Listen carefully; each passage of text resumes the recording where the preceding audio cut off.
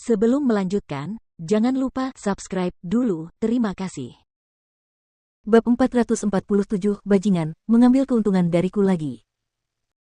Semenjak Lu Qianqian bertemu dengan murid pindahan di Akademi Kepolisian, Lu Qianqian mulai lebih sering bertemu Lin Muan, kadang-kadang membawakannya makanan ringan atau mainan kesukaan anak laki-laki, dan muncul beberapa kali di pos jaga. Namun, Lin Muan tidak tahu bahwa dia tahu tentang rumor yang beredar di seputar dirinya di Akademi Kepolisian, terutama para pengadu di asramanya sendiri. Dia tidak takut dengan gosip-gosip itu, tetapi dia juga tidak akan muncul langsung di hadapan para siswa itu, agar Lin Muan tidak dihukum bersamanya. Namun, seolah merasakan sesuatu, Lin Muan bertanya padanya, apakah kamu pernah mendengar tentang sesuatu baru-baru ini? Duduk di atas rumput, Lu Qianqian menepuk dadanya. Sekarang aku tak terkalahkan. Apa menurutmu aku akan takut dengan apa yang kudengar? Aku hanya tidak ingin kamu terluka. Saya menuai apa yang saya tabur, dan itu tidak ada hubungannya dengan Anda.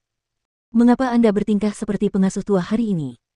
Mengetahui bahwa Lu Qianqian hampir marah, Lin Muan segera mengambil makanan yang disiapkannya untuknya dan melahapnya. Kamu datang di waktu yang tepat. Aku akan mengikuti kompetisi besok, dan aku senang bertemu denganmu sebelum itu. Apakah murid pindahan itu juga ikut? Siapa yang peduli padanya? Aku tidak peduli. Lin Muan menjawab tanpa rasa khawatir. Bahkan jika aku punya pacar, lada kecil, aku tidak akan bisa mendapatkan siapapun yang berhubungan dengan kakekku. Kenapa aku harus peduli siapa yang kau inginkan? Kau benar-benar merepotkan. Aku akan segera memberikan medali emasku padamu, dan itu akan melunasi hutangku padamu selama ini. Kemana kamu akan pergi? Lu Qianqian melirik Lin Muan dari samping. Entah mengapa, dia merasa hampa dan tidak tenang saat memikirkan kepergiannya, sama seperti dia tidak tahu apakah sesuatu akan terjadi padanya. Pusat Pelatihan Nasional, jawabnya. Penerbangannya besok pagi. Hati-hati, ya. Waktunya hampir habis, aku harus pergi. Namun, saat itulah Lin Muan tiba-tiba berbaring di rumput sambil menoleh ke arahnya. Aku sudah menelepon orang tuamu. Kau bisa pergi nanti. Ikut aku melihat bintang-bintang. Lu Qianqian menatap kosong sejenak, tetapi kemudian berbaring juga.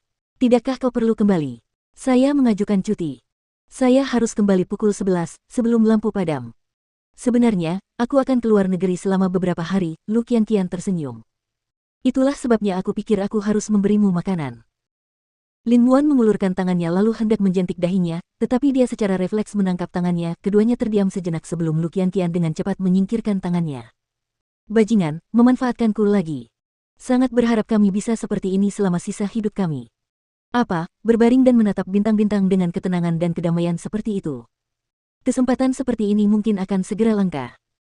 Keesokan paginya, saat Lin Muan dan perwakilan akademi lainnya menaiki pesawat, Papa Lu mengalami infak miokard dan berada dalam kondisi kritis di rumah sakit. Takut setengah mati, Lu Qianqian dan ibunya tidak yakin harus meminta bantuan kepada siapa. Saat ini, Lu Qianqian seharusnya mengambil alih semua urusan di Lu Holdings, tetapi kemampuannya saat ini tidak cukup baginya untuk unggul di konglomerat sebesar itu. Tanpa tujuan, Lu Qianqian ingin menelepon Lin Muan tetapi ragu-ragu karena pesaingnya, dan akhirnya memutuskan untuk menahan diri. Dan akhirnya dia menelepon Mu Qiki. Setelah perselingkuhannya dengan Duan Shaoan, dia hanya memiliki dua teman tersisa yaitu Mu Qiki dan Lin Muan. Begitu Mu Qiki mendengar kabar darinya, ia segera bergegas ke rumah sakit, tetapi Papa Lu dinyatakan meninggal saat ia tiba. Seolah gila, Lu Qianqian maju untuk mengguncang tubuhnya tetapi itu tidak membantu. Mu Qiki segera mendekat, memeluknya dan menghiburnya, Qianqian. Qiki, kau tidak akan tahu, tapi ayahku masih baik-baik saja di pagi hari, dia bahkan memujiku betapa lezatnya sarapan yang kubuat. Lu Qianqian jatuh ke lantai dengan kesakitan sambil menangis sejadi-jadinya. Ini salahku bahwa dia meninggal dalam keadaan malu, aku putrinya, tapi aku tidak bisa membalas budi atas jasanya membesarkanku. Ayah. Mu Qiki juga merasakan sakitnya kehilangan. Bukankah ibunya juga terbaring tak bergerak di ranjangnya? Qianqian, kamu harus tetap kuat, karena ibumu sekarang mengandalkanmu. Tanpa suami dan dukungannya, dia lebih takut daripada kamu. Mengerti? Lu Qianqian menoleh ke arah ibunya dan mengulurkan tangan untuk memeluknya. Ibu. Mama Lu membalas pelukannya, dan ibu serta anak itu pun menangis sejadi-jadinya di ruang gawat darurat. Mu Qiki tidak menghentikan mereka, karena dia tahu bahwa berkabung adalah hak asasi manusia. Jika dia tidak membiarkan mereka menangis sepuasnya sekarang, rasa sakit di hati mereka tidak akan hilang. Karena meninggalnya Papa Lu mendadak, pemakamannya dan urusan lainnya harus diselesaikan. Dia bahkan tidak sempat meninggalkan kata-kata terakhir, meskipun dia begitu mencintai putrinya. Mu Qiki menemani Lu Qianqian kembali ke rumahnya. Sementara itu, sekretaris Papa Lu terus menelepon, menanyakan apa yang terjadi pada Papa Lu dan mengatakan bahwa masih banyak hal yang perlu ditangani perusahaan. Ayah saya sudah tiada. Biarkan wakil CEO yang mengambil keputusan perusahaan untuk saat ini.